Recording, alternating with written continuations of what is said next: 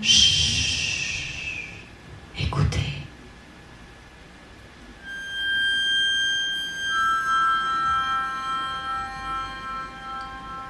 Je les entends au loin frémir. Il me parvient le dernier souffle de mes frères.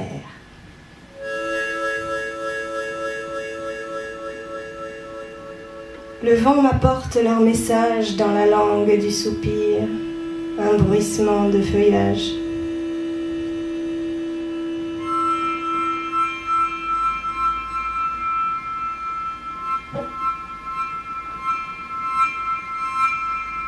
Ils me disent, arrache-toi de la matrice, quitte la terre, prends le large, ou comme nous autres les hommes te coucherons dans la poussière.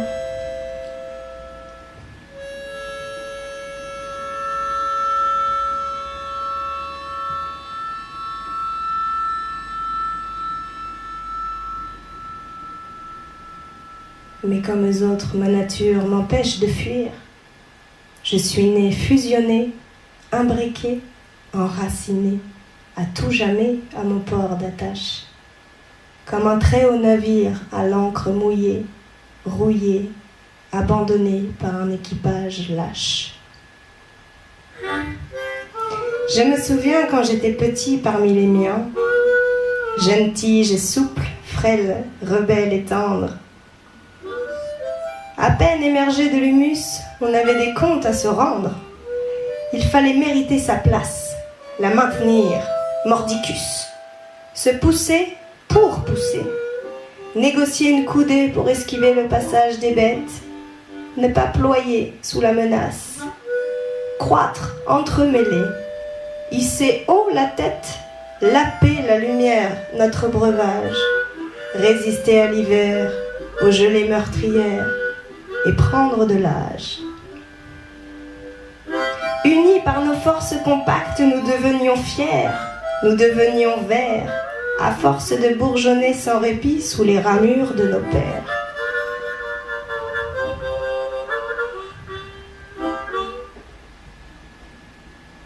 Aujourd'hui, mes bras n'ont que trop la place de s'élargir. L'énergie sans contraste des astres me noie. L'intensité du ciel me donne des vertiges, car j'ai vu un par un tous les arbres tomber, la forêt s'éclaircir, et de mon passé ne reste que des vestiges. Et pendant que je me morfonds, ce sont mes derniers parents lointains du domaine voisin qui accusent le coup des haches. Je vois leur cime s'affaisser, faire honneur à l'horizon, un vide espace sans canopée, un trou d'air sans panache. C'est pour des étendues de blé, des tapis de maisons, des chappes de béton, des villes puanteurs qu'on nous tronçonne le cœur. Le boulot qu'ils abattent pour noyer le charme des êtres de grande valeur.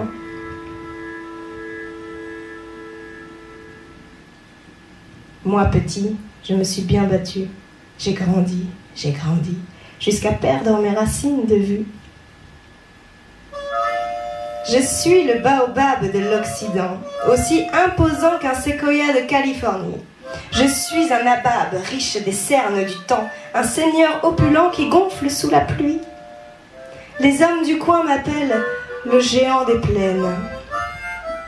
Selon leurs plans spectaculaires, je serai bientôt l'effigie d'un musée de plein air. On viendra de très loin. On fera des kilomètres en aspergeant l'asphalte de recettes chimiques. Il y aura la queue rien que pour se garer sur le parking. On fera payer l'entrée, de quoi s'acheter un smoking. Tout autour des boutiques de breloques. Rien que des choses pratiques. Mais non, madame, ce n'est pas du toc, c'est un effet d'optique. Et les foules attendront leur tour à piétiner dans un labyrinthe métallique. Ravis. Pas pour me donner de l'amour, ah non. Pour faire un selfie. C'est pour ça qu'on me force à demeurer solide. C'est pour ça qu'ils m'ont épargné d'un avenir sordide. C'est pour ça qu'ils m'ont laissé debout. Le géant des plaines.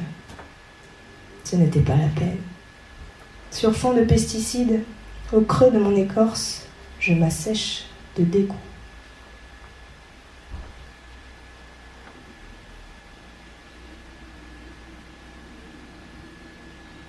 Ma sève ne fait qu'un tour, mais mon rôle est encore grand, avant que toute essence sauvage ne soit réduite à rien du tout. Depuis que je suis gland, ils évoluent autour de moi par cycles, comme des saisons familières. Ces êtres des sous-bois, qui évoluent en horde, en harde, en nichée, en cousinade dépareillée, en solitaire. À moi seul, j'abrite une vraie fourmilière de rescapés.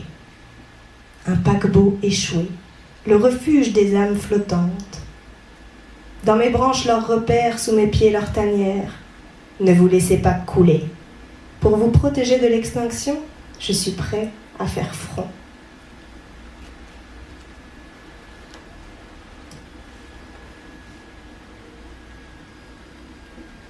Un point noir sillonne les champs dorés. Très vite, je le vois s'approcher. Il se divise en deux, en trois. À l'affût des taches sombres, une cohue aboie. C'est une maigre meute de loups qu'on achève à la poudre. À bout de souffle au pied de mon tronc, ils n'en peuvent plus d'en découdre.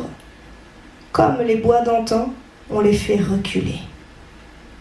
Ils ne peuvent pas grimper. Ils tournent autour de moi. Les canons des fusils s'hérissent comme les blés et ça tonne dans les nuages comme 100 tempêtes effroyables. Matelots de l'arche des mers de paille, la bataille est incontournable. Mes hôtes naufragés, tissez votre repos, hissez la grand voile. De ma vie d'arbre blessé, je n'ai jamais fait escale. Je n'en prends pas ombrage, car aujourd'hui je serai votre canot de sauvetage.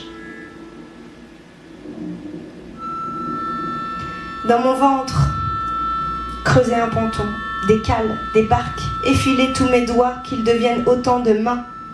Unis par nos forces compactes, nous vaincrons sans peine ces villes pirates.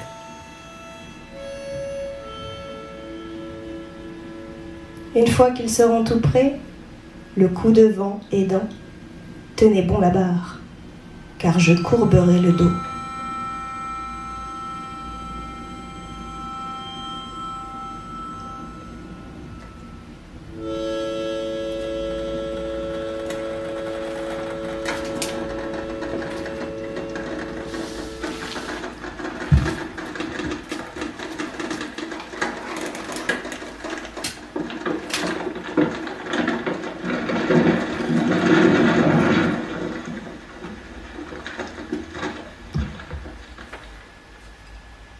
Le coup de vent aidant, dans un fracas de feuillage, le capitaine et son bateau ont chaviré pour sauver leur trésor. Un voyage par-dessus bord, où on basculait la ligne de l'horizon et la frange hérissée des canons. L'arbre couché sur le sol où s'est répandue la poudre a vogué vers le répit. Lové dans les épis, il souffle un dernier murmure. Le vent l'a porté dans la langue du soupir jusqu'aux oreilles des graines d'homme. Que les poisons puissent se dissoudre pour qu'ils deviennent matures. Avec des ravages, vos pères humains convoitent le gain. Contre leurs bas instincts, la nature sauvage fera toujours barrage. Pendant que vous plantez dans le sein de la terre le ciment et le fer, mon fier équipage n'a pas perdu la boussole.